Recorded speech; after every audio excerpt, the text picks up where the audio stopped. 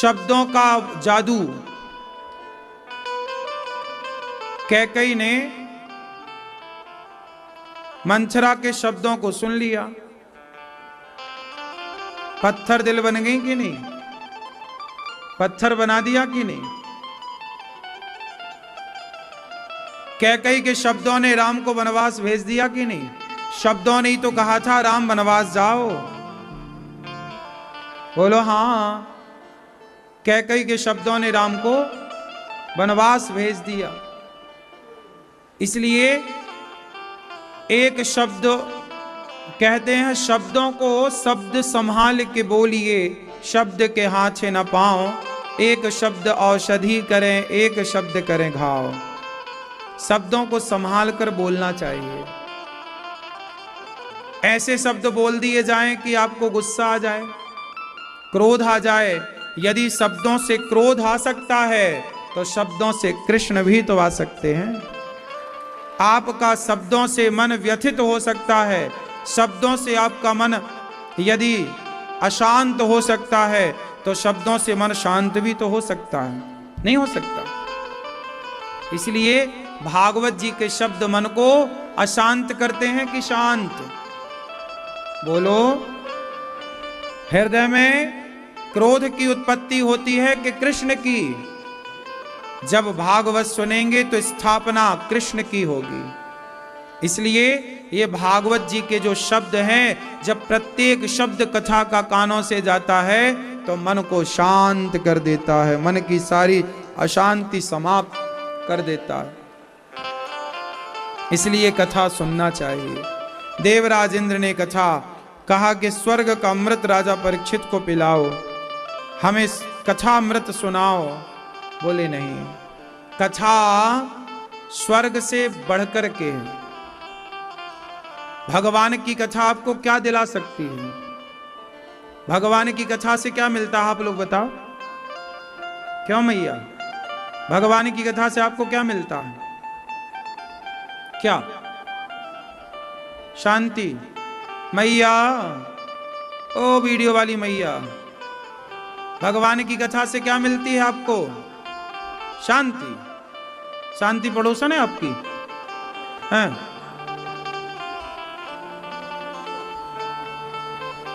भगवान की कथा से क्या मिलता है? कथा सुनने से भक्ति बढ़ती है, ज्ञान बढ़ता है, मन चारों ओर से भटकने वाला स्थिर हो जाता है। कानों से कथा के द्वारा भगवान ही प्रवेश करते हैं। जैसे एक एक बूंद जल से जल बिंदु निपाते ना क्रमशः पूर्यते घटः, जैसे एक एक बूंद जल डालने से एक दिन घड़ा भर जाता है, ऐसे कथा के शब्दों से एक न एक दिन हमारा हृदय भगवान के प्रति भावों से भर जाता है, प्रेम से भर जाता है। कथा का एक एक शब्द रस रूप है और वो कानों से अंदर जाता है तो हमारे हृदय को प्रेम से भरता है, भक्ति से, भावों से भर देता है। भाव, कई बार कथा सुन के आपकी आंखों में आंसू आ जाते हैं। कथा का इतना प्रभाव है कि आंखों को गीला कर देता है। जब कथा से आंसू आ सकते हैं, जब आंखें गीली हो सकती हैं, तो हृदय भी तो हमारा भगवान से भर सकता है। मन मंदिर में भी तो भगवान आके स्थापित हो सकते हैं, नहीं हो सकते? जो होगा कथा से ही होगा। इसलिए सत्संग करना ही चाहिए प्रत्येक प्राणी को।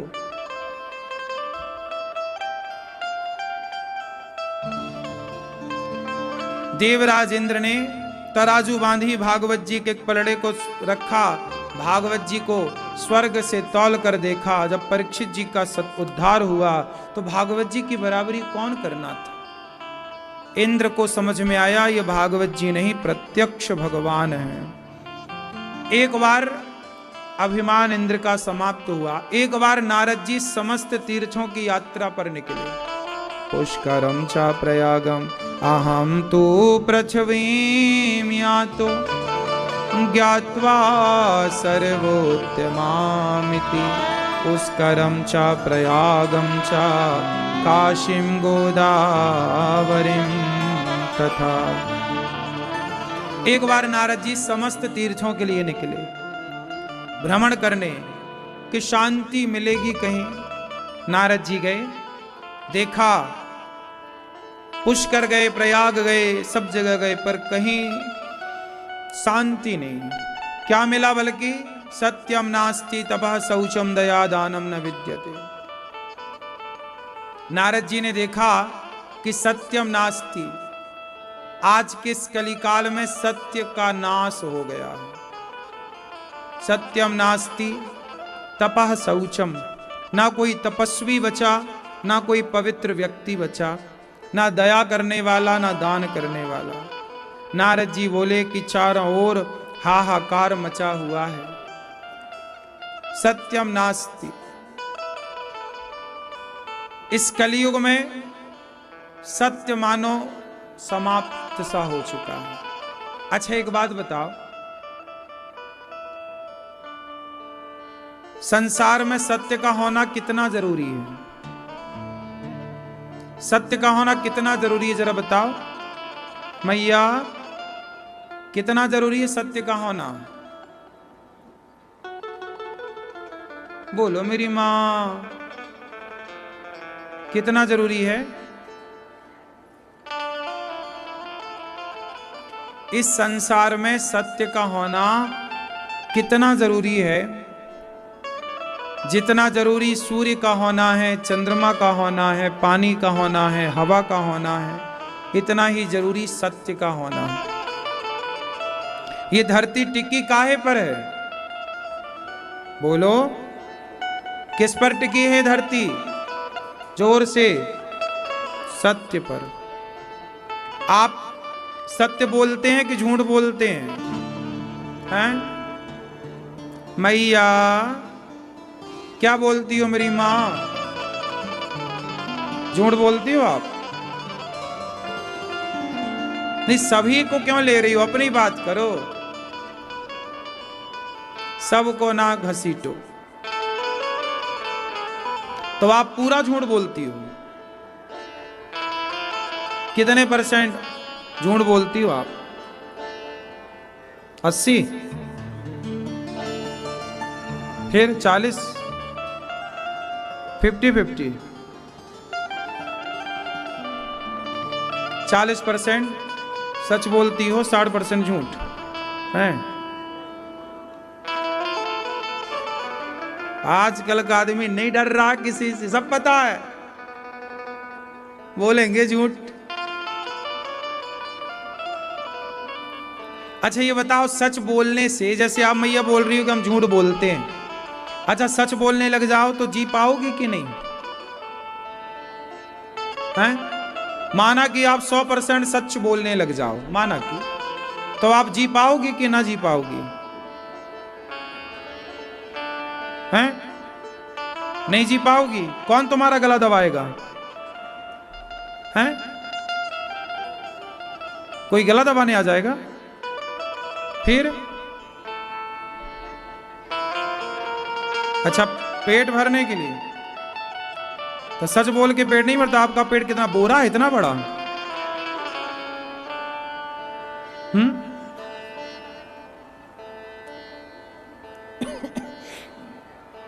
अच्छा, आपके यहां दूध वाला आता है तो आधा पानी आधा दूध लाता है कि पूरा पूरा दूध लाता है? नहीं तो आपको तो ऐसे ही मिलना चाहिए, आधा दूध आधा पानी।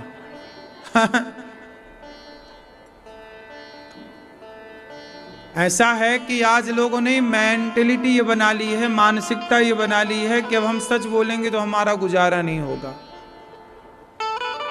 जरा विचार करो कि कौरवों ने झूठ बोल करके पांडवों की संपत्ति हड़प ली। कौरवों ने झूठ बोल करके द्रौपदी को भरी सभा में निर्वस्त्र करना चाहा। कौरवों ने भरी सभा में द्रौपदी का अपमान झूठ के बल पर किया। जुआ झूठ के बल पर हुआ। पांडवों का धन झूठ के बल पर हड़पा गया। लेकिन उस झूठ का परिणाम क्या हुआ? सर्वनाश हुआ। झूठ बोलने से वर्तमान में ऐसा लगता है कि काम बन गया, लेकिन उसका जो परिणाम आएगा बाद में वो सर्वनाश की तरफ ले जाएगा। इसलिए कहता हूं, झूठ बोल के 56 भोग खाने से अच्छा है सच बोल करके नमक रोटी खाई जाए। 56 भोग झूठ बोल के खाओगे तो वो 56 भोग पेट में दर्द पैदा कर देगा, लेकिन ईमानदारी की नमक रोटी सदा पचेगी, सदा आपको स्वस्थ रखेगी। इसलिए कोशिश करिएगा कि हमारा जीवन सत्य पर आधारित हो, झूठ कपट से हम बचें। और जो ये मानसिकता बनाते हैं ना कि नहीं जी चल ही नहीं सकता झूठ के बिना गुजारा, संसार में आज भी ऐसे लोग हैं जो सच के मार्ग पर चलते हैं और सच की रोटियां खाते हैं, पर जिसकी आदत हो गई झूठ का खाने की, उसे ऐसा लगता है कि नहीं जी अब सच से नहीं गुजारा हो सकता। लेकिन परिणाम को देखिए, बेईमानी करके धन्ना सेठ बनेंगे भी तो कितने दिन वो धन्ना सेठ ही चलेगी? क्या दुर्योधन की धन्ना सेठ ही चली कि तुम्हारी चलेगी? इसलिए मेरी मां, सत्य को भजिए और सत्य के आचरण पर बच्चों को चला। बेटा 2 पैसे कम कमाना, बेटा बेईमानी मत करना, ईमानदारी से कमाओ, ईमानदारी से चलो, किसी को छलो मत, किसी को ठगो मत, किसी को बेवजह परेशान ना करो। आज हम परेशान क्यों होते हैं? दूसरों को परेशान जो करता है वो स्वयं परेशान होता, जो दूसरों को परेशान नहीं करता वो खुद भी परेशान नहीं होता। अच्छा एक बात बताओ, भगवान जो है वो साथ किसका देते हैं, झूठ का कि सच का? और आप यदि झूठ के साथ हो तो भगवान आपका कभी साथ देंगे? फिर इसलिए भगवान आपके साथ हों, इसके लिए आपको सच के साथ होना चाहिए। अच्छा ये बताओ, आपके पति को जो पसंद है खाने में वो आप बनाती हो कि नहीं? बच्चों को जो पसंद है बनाती हो कि नहीं? यदि बच्चों की पसंद का आप ख्याल रखती हो मां, पति की पसंद का ख्याल रखते हो आप, पत्नी की पसंद का ख्याल रखते हो आप, जब सबकी पसंद का ख्याल रखते हो तो भगवान की पसंद का ख्याल रखो ना। ईश्वर की पसंद क्या है बताओ? ईश्वर की पसंद क्या है, सच या झूठ? ईश्वर की पसंद क्या है? ईश्वर की पसंद है सच और आपकी पसंद है झूठ। तो बताओ फिर भगवान से हमारा संबंध कैसे जुड़ेगा? दोनों के विचार अलग हो गए ना भाई। आपकी विचारधारा कहती है कि झूठ बोले बिना गुजारा नहीं होगा, और भगवान की विचारधारा कहती है कि मैं उसके संग हूं जो सत्य के साथ। तो ईश्वर और आप दोनों की विचारधारा अपोजिट हो गई, अलग अलग हो, उल्टा हो गई। आप अलग, ईश्वर अलग। इसलिए अपने को सरेंडर कर दो। सुदामा गरीब थे माना की, पर गुजारा हुआ, सत्य के राह पर चले, आज तक लोग जानते हैं। इसलिए मेरी मां, भगवान के साथ रहना है तो सत्य के साथ रहना। मैं सत्य के साथ इसलिए चलता हूं, मुझे रोटी नहीं मिले तो नहीं मिले, सत्य के राह पर चलूंगा तो मरूंगा, इससे ज्यादा क्या होगा। लेकिन सत्य के राह पर चलने वाले को ही भगवान की प्राप्ति होती है। तो मरना तो वैसे भी है, तो झूठ बोल के मरे उससे अच्छा सच बोल के मरे। क्यों मेरी मां? चिड़िया तो ना झूठ बोलती है ना सच बोलती, उसको तो बोलना ही नहीं आता। ना बोलने वाली चिड़िया को भी भगवान ने भूखा मरने दिया क्या? बोलो। जब ना बोलने वाली चिड़िया, ना बोलने से मतलब है वो अपनी भाषा में तो बोलती है, कुछ चौं चौं चौं चौं करती रहती है, लेकिन वो हमारे हिसाब से तो ना सच बोलती है ना झूठ बोलती है। लेकिन ना बोलने वाली चिड़िया का भी जब पेट भगवान भर रहे हैं तो फिर हम सच बोलेंगे तो हमारा पेट भगवान नहीं भरेंगे? ये तो विश्वास की बात है ना मेरी मां, भरोसे की बात। इसलिए कहता हूं भगवान पर भरोसा रखिए। हम झूठ के पाले में ना जाएं, हम सच के पाले में रहें, सच की तरफ रहें। एक राजा थे, उनका नाम था हरिश्चंद्र। क्या नाम था? राजा हरिश्चंद्र। उन्हें क्यों जानते हैं जरा बताओ? क्योंकि वो झूठ बोलते थे, क्योंकि वो परम सत्यवादी। एक राजा थे हरिश्चंद्र, उनका नाम था। उनकी पत्नी का नाम क्या था मैया? नहीं पता? अच्छे लोगों के बारे में जानती नहीं हो।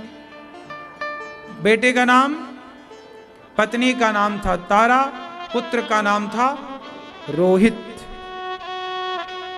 सत्य के लिए उन्होंने कितनी कठिन परीक्षा दी। अब जरा आप अपने को देखिएगा और दूसरी तरफ हरिश्चंद्र को देखिएगा, कितना अंतर है हम में और हरिश्चंद्र में। हरिश्चंद्र बाजार में बिकने को तैयार हैं। पूरी कहानी इस तरह से है कि एक दिन राजा हरिश्चंद्र ने एक सपना देखा। सपने में देखा कि उन्होंने एक महात्मा को, एक संत को अपनी सारी राज्य सत्ता दान कर दी। दूसरा दिन हुआ, उनके यहां वही संत आ गए जिनको सपने में देखा था। भोजन प्रसादी कराया, सबको बिठा के भोजन कराया और भोजन कराने के बाद उनको कह दिया कि महाराज आज हमने तो सपना देखा और उसमें सपने में हमने सब कुछ आपको दान कर दिया। तो मैंने सपने में दान दिया तो मैंने दे तो दिया, भले सपने में दिया, तो मैं देना चाहता हूं। संत जी बोले भैया तेरी इच्छा है तो दे दे। अब राजा हरिश्चंद्र ने सब कुछ दान कर दिया। बोले मैंने अपनी गद्दी, अपनी सत्ता, अपना खजाना, अपना राज्य, अपनी भूमि, अपना गौधन, हाथी, सब कुछ आपका। संत जी बोले भैया ये तो तूने सपने में जो दान दिया वो तूने दे दिया, ये बता कि अभी हमने जो भोजन किया उसकी दक्षिणा कहां है? भाई तुम भोजन कराओगे हमें तो दक्षिणा भोजन के बाद होती है। राजा बोले मैंने तो आपको सब दे दिया। अरे वो तो आपने सपने में जो देखा था उसके अकॉर्डिंग दिया, हमने तो प्रत्यक्ष भोजन किया, उसकी दक्षिणा दो। हरिश्चंद्र बोले अब दक्षिणा, अब मैंने जब सब खजाने दे दिए तब दक्षिणा कहां से लाऊं और कहां बची? ब्राह्मण संत क्रोधित हो गए, बोले नहीं, हम इतने सारे साधु आए तेरे द्वार पे, तूने भोजन कराया, दक्षिणा तो दी नहीं, दक्षिणा लाओ वरना हम तुम्हें श्राप देंगे। अब हरिश्चंद्र घबराए, महाराज मुझे 1 महीने का समय दो। अब साधु बोले कि देखो हम राजा बन गए, सुनो 1 महीने तुम क्या करोगे? बोले काम करके पैसा कमाएंगे।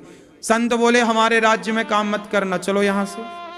हरिश्चंद्र को वहां से नगर से निकाल दिया गया। सोचिए, एक राजा सपने में दान देता है, प्रत्यक्ष दे देता है, वो कह दे कि मैंने सब दिया है बाबा जी, नहीं देता क्या दक्षिणा, क्या कर लो? नहीं नहीं नहीं, धर्म कुछ कहता, मैं आपका ऋणी हूं।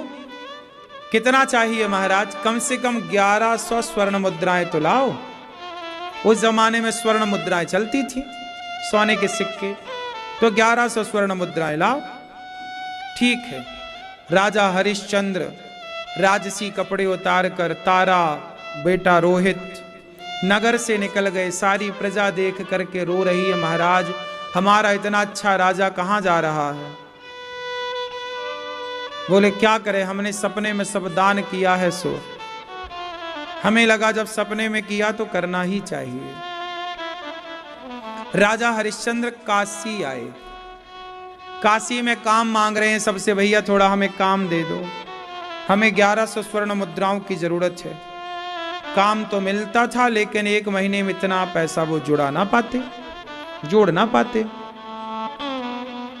अब तीनों हरिश्चंद्र ने कहा कि अब गंगा जी में हम डूब करके मर जाएंगे, क्योंकि अब महीना पूरा होने को आया, केवल एक दिन शेष बचा।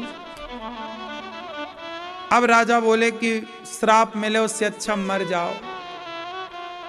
तारा ने पति के मन को भांप लिया और पति से कहा, क्या आप गंगा जी में डूबने का सोच रहे हैं? ना प्राणनाथ, मैं आपकी अर्धांगिनी हूं, मैं आपके कार्य जितना आ सकती हूं आऊंगी। तारा ने भरी बाजार में आवाज लगाई कि मैं अपने आप को बेचना चाहती हूं, है कोई मुझे खरीदने वाला? अब तारा जैसी पतिव्रता नारी बाजार में बिकने को तैयार है। किसके लिए बिक रही है? सत्य के लिए, कि हमारे पति के सत्य की रक्षा हो जाए। अब बाजार में लोग आए, कितना मूल्य लोगी? बोले 1100 स्वर्ण मुद्राएं। लोगों ने कहा इतना तो नहीं देंगे। एक पंडित जी आए, बोले मेरी पंडितानी बीमार पड़ी है, काम धाम उससे होता नहीं है, तुम हमारे घर का झाड़ू पोंछा कर दोगी, पूजा की तैयारी कर दोगी और थोड़ा भोजन प्रसादी बना दोगी? ठीक है, बना दूंगी महाराज, राय दूंगा। ठीक है। 500 स्वर्ण मुद्राएं लेकर के अपने पति के चरणों में रखती है। प्राणनाथ, मैं आपका इतना ही सहयोग कर पाई। पंडित जी लेकर के तारा को चले गए। तब तक रोहित रो पड़ा, माँ माँ, छोटा बच्चा था 5-6 साल का, माँ, लिपट गया माँ से। ब्राह्मण बोली ये कौन है? महाराज ये मुझ अभागिन का बेटा है। ये क्या करेगा? महाराज ये कोई फूल वूल ले आएगा आपके लिए पुष्प वाटिका से, इसे भी खरीद लीजिए। अच्छा, मैं इसके 100 स्वर्ण मुद्राएं देता हूं। तो टोटल 600 स्वर्ण मुद्राएं ब्राह्मण ने दिया और पंडित जी ले गए। अब तारा वहां झाड़ू लगा रही है, पोंछा लगा रही है, कुएं से पानी निकाल रही है।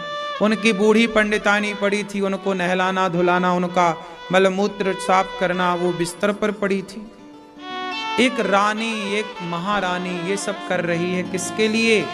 कि प्राण जाए तो जाए, सत्य ना जाए, कर्जा में ना किसी का खाके ना मरे। कह दिया है कि 1100 स्वर्ण मुद्राएं देंगे तो दे दें। आज का आदमी तो लाखों लील जाता है, डकार तक नहीं लेता। और यहां आदमी देखो दूसरे का कर्जा, 1 रुपया किसी का खा के ना मरना मेरी मां, वरना अगले जन्म में कुत्ता बन के चुकाना तो पड़ेगा। लोग खा पी के मर जाते हैं दूसरों का धन, समझते नहीं है कि ईश्वर की अदालत में 1 रुपए का लेन देन किसी का शेष नहीं बचता, भगवान चुकवा लेते हैं। सही है। पत्नी बिक गई तारा, पुत्र बिक गया रोहित। अब राजा हरिश्चंद्र ने अपनी बोली लगाई, है कोई मुझे खरीदने वाला? एक चांडाल आया। चांडाल मतलब शमशान का जो काम करता था, मुर्दा जलाने का, जो भी वहां का पैसा जलाने का जो एक शुल्क होता था, शमशान का भी एक नियम होता है, वो पैसा लेके मुर्दे को जलाने की परमिशन देना। तो एक डॉम आया, उसने कहा कि तुम हमारे साथ काम करोगे हमारे शमशान में? हरिश्चंद्र बोले ठीक है। 500 स्वर्ण मुद्राएं दी गई, टोटल 1100 स्वर्ण मुद्राएं हुई। महीने का अंतिम दिन था। ब्राह्मण साधु के पास जाकर राजा हरिश्चंद्र ने कहा, महाराज मैं आपके ऋण से ऋण हो गया। मैंने कहा था कि 1 महीने में आपका चुकाऊंगा, ये देखिए मैंने आपका चुकाया। तीनों प्राणी बिक गए इस 1100 स्वर्ण मुद्राओं के चक्कर में। और ये भी इसलिए सत्य है, कह दिया था तो किया, है ना मेरी माँ? हरिश्चंद्र 40% वाले नहीं थे, लेकिन 100% वाले थे। उन्हीं हरिश्चंद्र के देश में आप जैसी स्त्रियां रह रही हो, जो आज 40% की बात चल रही है। हरिश्चंद्र बिक गए बाजार में। अब वो शमशान में चांडाली का वो काम करने लग गए। कोई भी मुर्दा आता, उनसे टैक्स लेना, कफन लेना और बड़े प्रेम से उन्हें जलने की परमिशन देना। जो मुर्दे के लिए सामान खाद्य पदार्थ आए वो सब खा के हरिश्चंद्र अपना पेट भरते थे। पत्नी तारा, भगवान जब परीक्षाएं लेते हैं ना तो थोड़ी और कठिन होती है। उन कठिन परीक्षाओं से गुजरने के लिए ना पीठ पक्की करनी ही पड़ती है। तारा का बेटा रोहित एक दिन बगीचे में पुष्प तोड़ने गया कि काले नाग ने डस लिया। अब देखो, इसी को बोलते हैं गरीबी में गीला आटा। ये देखो दोनों मैया कैसे मस्त सो रही हैं।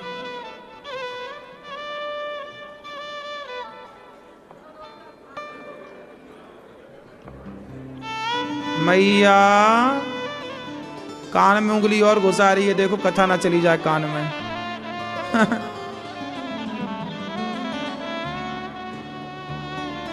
मैया राम राम। अभी यहां बैठ के तुम ही सो रही थी? नहीं, अच्छा वहां बैठ के सो रही थी। लोरी सुनाऊं?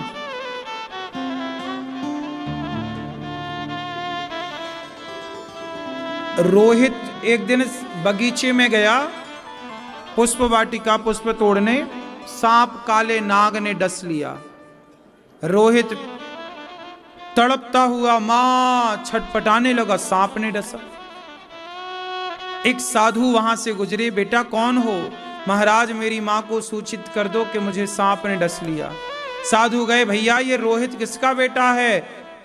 तारा निकली घर से, हाँ महाराज मेरा बेटा। क्या हुआ? अरे तेरे बेटे को वहां बगीचे में लगता सांप ने परेशान कर दिया है, जा।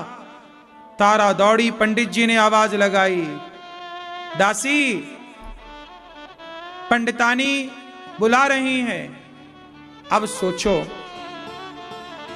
कि जिस मां का बेटा तड़प रहा हो बगीचे में, उसे कोई आवाज दे कि जरा ये काम कर लो, क्या वो काम करने के लिए रुकेगी? पर तारा को पंडित जी ने कहा कि रुको, तो वो रुक गई। कहा पंडितानी को ये देना। कहा महाराज बेटे को सांप ने डस लिया है। अच्छा कोई बात नहीं, अभी तुम यहां का काम करो, ये तो तुम्हारे बहाने हैं काम ना करने के। ऐसा कह दिया उन्होंने।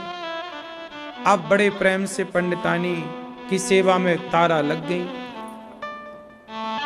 परीक्षा है ना, ईश्वरीय परीक्षा ले रहे। तारा बिक चुकी थी और तारा पर अब किसका अधिकार था? पंडित जी का। तो पंडित जी जहां बुलाते उन्हें, धर्म तो यही कहता है कि भाई फिर आपको वही करना चाहिए। अब किया उन्होंने। जब पंडित पंडितानी अपने सो गए, काम धाम से फ्री हो गई, तब गई, जाकर देखा तो बगीचे में बेटा मरा पड़ा। शाम हो ही गई थी। पंडित जी पंडितानी का काम पूरा करके आई। मां बेचारी रोने लगी, बेटा शायद मैं समय से आ जाती तो तुझे बचा लेती, लेकिन एक ऐसी अभागिन मां हूं कि मैं अपने तड़पते हुए पुत्र के लिए कोई मदद ना कर सकी, समय से बचाने आ ना सकी। बेटा मुझे क्षमा कर दो। तारा अपने बेटे रोहित को लेकर के बोली कि चलो कम से कम इनका अंतिम संस्कार तो कर दूं। शमशान की ओर लेकर चली। सोचिए एक महारानी का बेटा मरा तो उड़ाने के लिए कफन का टुकड़ा नसीब ना हुआ। ये समय कब कैसा खड़ा हो जाए हमारे सामने आकर, कोई तो नहीं जानता ना मेरी मां। भरे संसार में, इस संसार में कोई एक कफन का टुकड़ा देने वाला ना नसीब हुआ। हरिश्चंद्र के बेटे को आधी साड़ी फाड़ कर मां ने बच्चे को लपेटा। गंगा के किनारे शमशान पहुंची, रो रही है तारा। तब रोती हुई तारा को सुन करके हरिश्चंद्र जो कि वहीं काम करते थे दौड़ करके आए। अच्छा रात का समय था, दोनों ने एक दूसरे को पहचाना नहीं। हरिश्चंद्र बोले, देवी आप कौन है? महाराज मैं अभागिन मां हूं, मेरा बेटा सांप के डसने से चला गया। तारा को समझाने लगे, हरिश्चंद्र देवी ये तो विधि का विधान है, यहाँ शमशान में मैं रहता हूँ, लोग रोते रोते आते हैं, लेकिन क्या करें, एक दिन मरना तो सबको ही है। तारा बोली, महाराज मुझे दुख इस बात का नहीं कि बेटा चल बसा, दुख इस बात का है कि कभी इसके पिता मिलेंगे, पूछेंगे कि मेरा बेटा रोहित कहाँ है, मैं क्या जवाब दूंगी। जब ये बात सुना तो हरिश्चंद्र के कान खड़े हो गए। देवी क्या तुम्हारा नाम तारा है? हाँ, आप कौन हैं? अब तारा को समझते देर नहीं लगी कि ये तो हरिश्चंद्र हैं, लेकिन आप यहाँ क्या कर रहे हैं? देवी मुर्दों को जलने का जो टैक्स है वो मैं लेकर के अपने मालिक को सौंप देता हूँ। अब देखो दोनों की भेंट हुई तो सही, पर मरे हुए बेटे के साथ शमशान में भेंट हुई।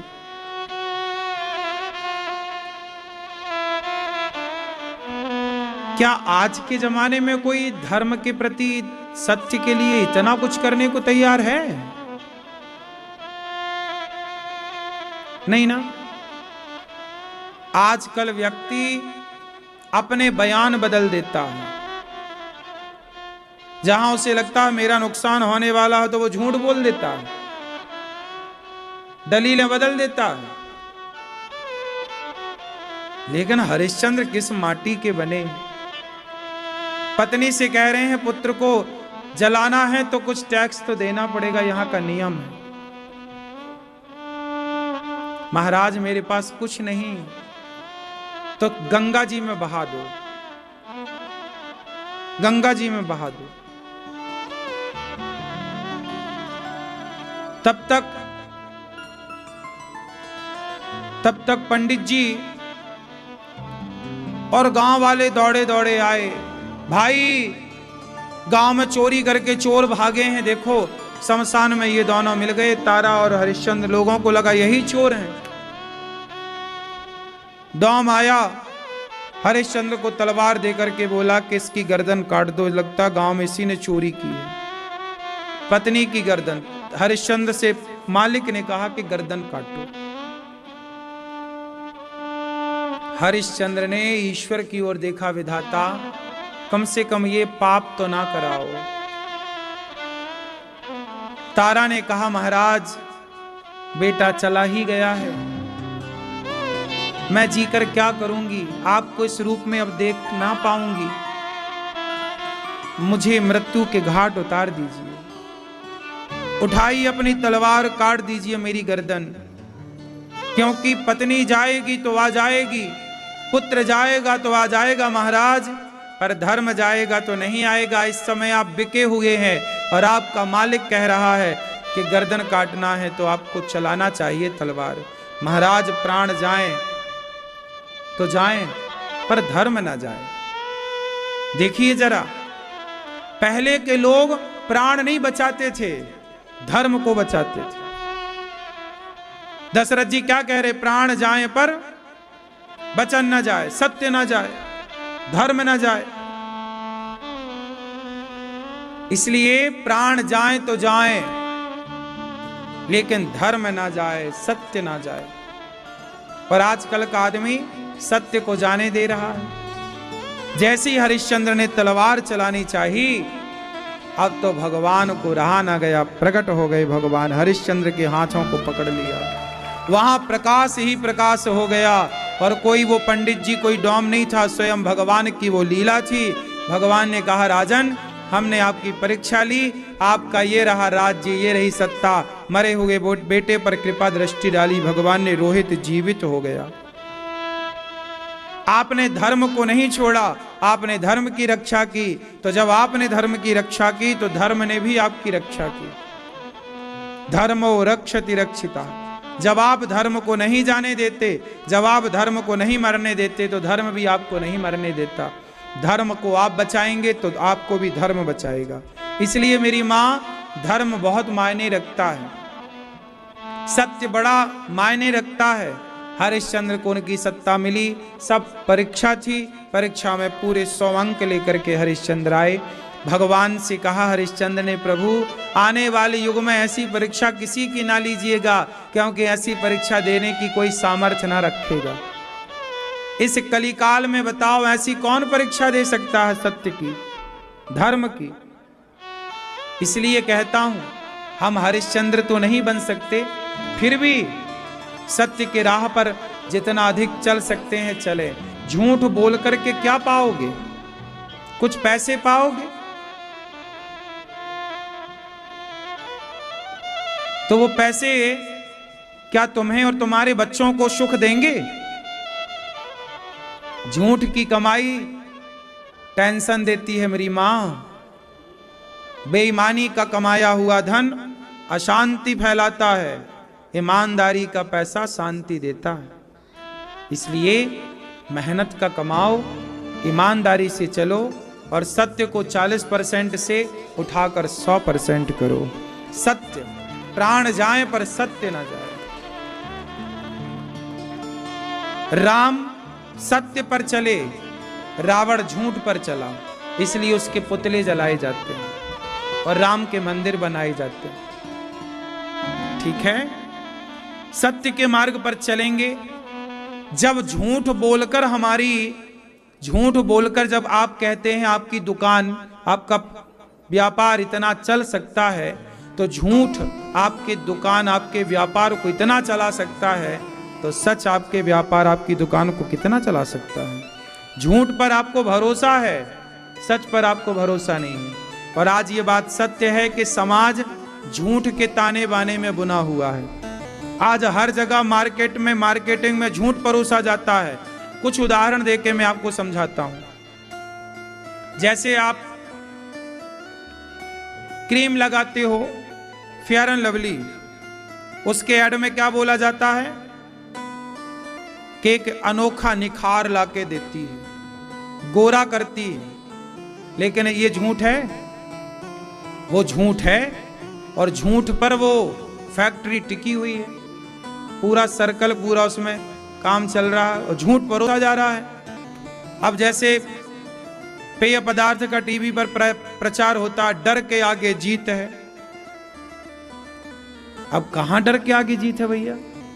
जैसे दाने दाने में केसर का दम, गुटखे का प्रचार, ये सच है कि झूठ है? केसर है उसमें, एक रत्ती केसर नहीं है, लेकिन प्रचार केसर का, दाने दाने में केसर का दम। तो झूठ से चल रही चीजें। तो बाजार आज झूठ पर टिका है, ये बिल्कुल सत्य है। आज बाजार किस पर टिका है? झूठ पर टिका। पूरा बाजार, पूरा व्यापार, पूरा सिस्टम आज झूठ पर टिका है। लेकिन टिके रहने दीजिए, आप तो ना टिकिए झूठ पर। 99 लोग बेईमान होंगे तो रहने दीजिए। ये धरती 99 बेईमानों के बल पर ना टिकी, ये धरती कुछ अच्छे सच्चे लोगों के बल पर आज भी टिकी है। उन अच्छे सच्चे लोगों में आप अपना नाम लिखवाइए। संसार गलत है तो रहा है, रावण गलत है तो रहा है, लंका के लोग गलत हैं तो रहे आए। कम से कम अयोध्या के राम तो गलत ना हो, अयोध्या के भरत तो गलत ना हो। अयोध्या के भरत और अयोध्या के राम गलत हो जाएंगे तो रावण में और राम में अंतर क्या रह जाएगा? रावण गलत था, इसका मतलब ये तो नहीं कि राम भी बोले जी तू गलत है मैं भी गलत। आप लोग क्या कहते हो, अरे अमेरिका के लोग मांस खाते हैं, वहां के लोग गलत हैं तो हम भी करें? नहीं, वो गलत हैं तो रहे आए, वो झूठ बोल रहे हैं बोले, हम क्यों बोले? तुम गलत हो तो हम भी गलत हो जाएं क्या? तुम बेईमान हो तो हम भी हो जाएं क्या?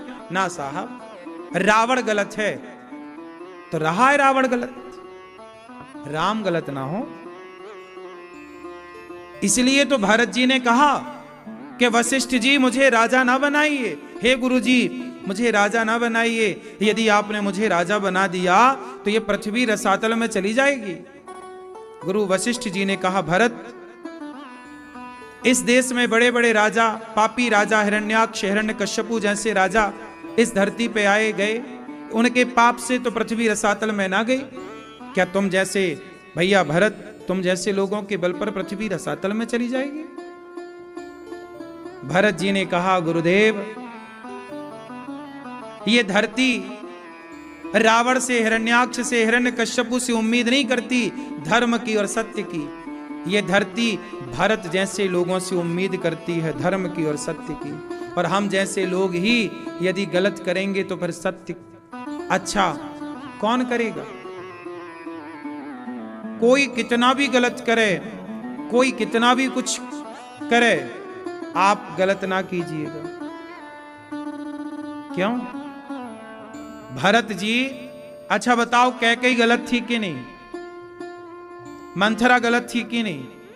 कैकेयी मंथरा गलत है, इसका मतलब ये नहीं कि भरत जी भी गलत हो जाएंगे। ये धरती किस पर टिकी है? रावण जैसों के बल पर या भरत जैसों के बल पर? बोलो।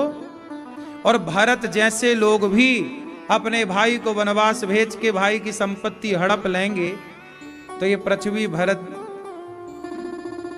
जैसों के बल पर फिर कहां टिकेगी? वो तो डूब जाएगी कि भाई हम आप पर टिके थे और आपने धर्म छोड़ दिया, आपने सत्य छोड़ दिया। इसलिए समाज में बुरे लोग बुरा काम करें तो कोई बात नहीं, पर अच्छे लोग तो बुरा काम ना करें। आप लोग, वो लोग झूठ बोल रहे हैं, बोलने दो। मांस खा रहे हैं, खाने दो। गलत काम कर रहे हैं, करने दो। आप तो सत्संग से जुड़े हुए लोग हैं, आप तो धर्म को जानने वाले लोग हैं, और आप भी सत्य को छोड़ देंगे तो फिर सत्य को अपनाएगा कौन? सत्य कहां जाएगा? झूठे लोग तो सत्य को छोड़ ही चुके हैं, आप भी सत्य को छोड़ देंगे तो बताओ फिर सत्य कौन बोलेगा? सत्य कहां जाएगा? इसलिए सत्य को हम अपने पास रखें। जमाना झूठ बोलता है, बोलने दो, हम तो सत्य के राह पर चलें। हम क्यों झूठ बोलें? हमें नहीं खाना 56 भोग, हमें नहीं खाना हलवा पूड़ी, हम नमक रोटी खाएंगे पर सत्य के राह पर चलेंगे। ऐसे ही नियम बनाओ।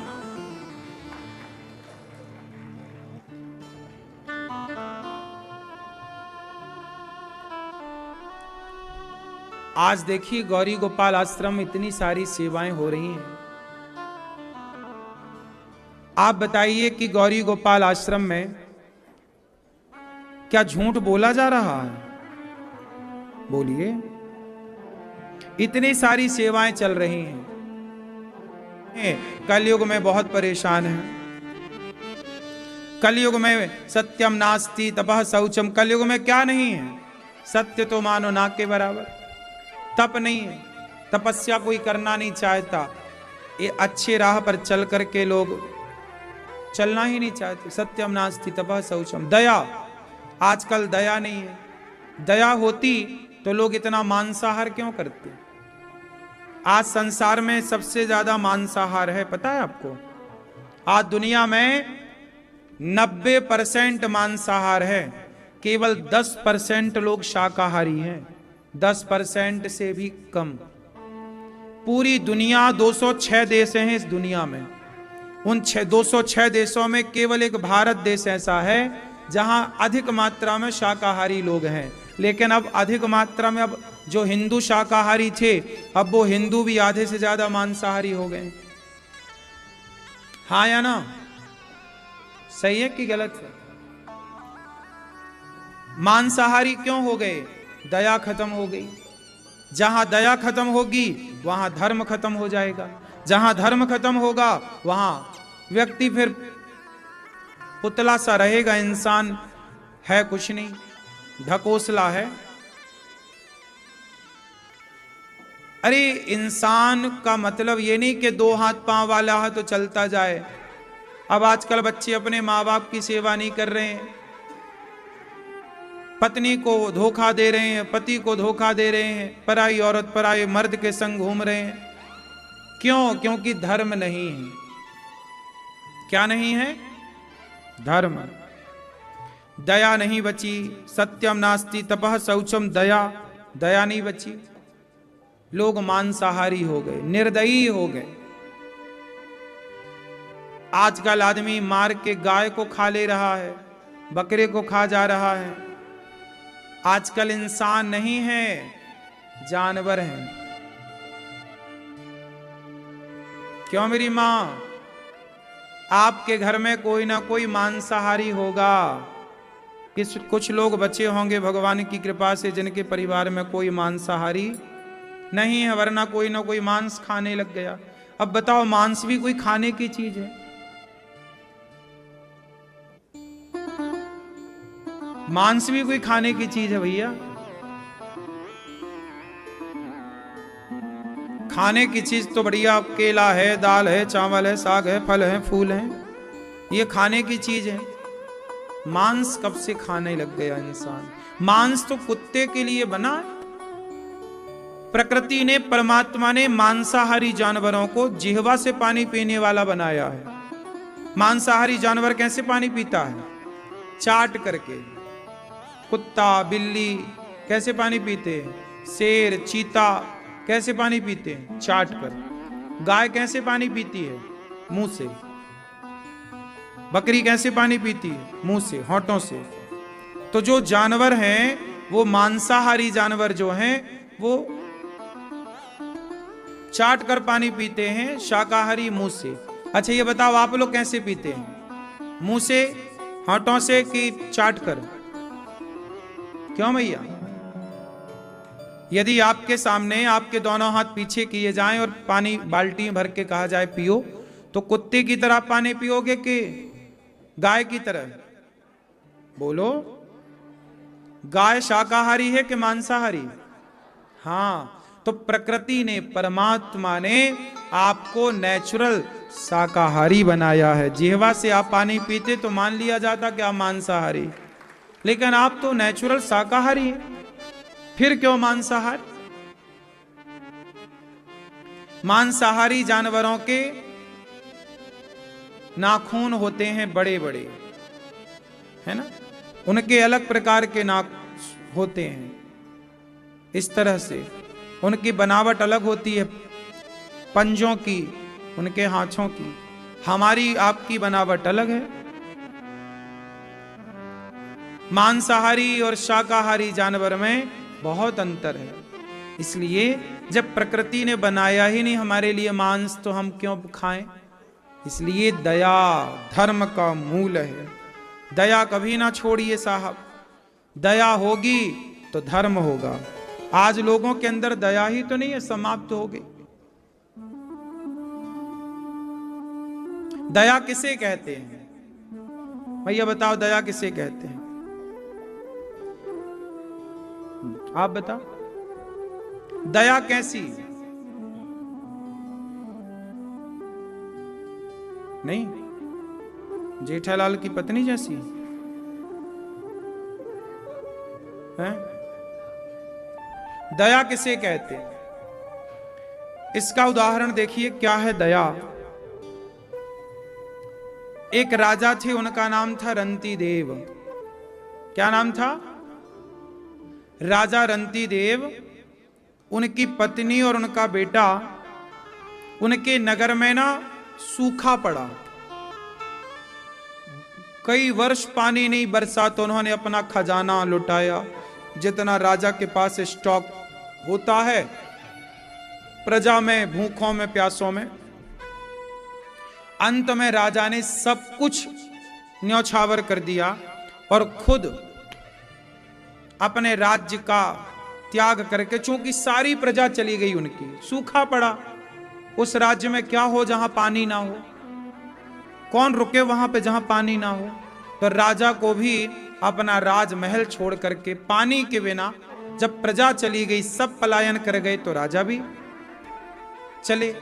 अब जब राजा चले, जंगलों में विचरण करते, भटकते भटकते 64 दिन बीत गए, 64 डेज। इन 64 दिनों में राजा हरिश्चंद्र जंगल के घास पत्ती खा करके, नदियों का कहीं पानी पी करके उन्होंने जैसे तैसे गुजारा किया।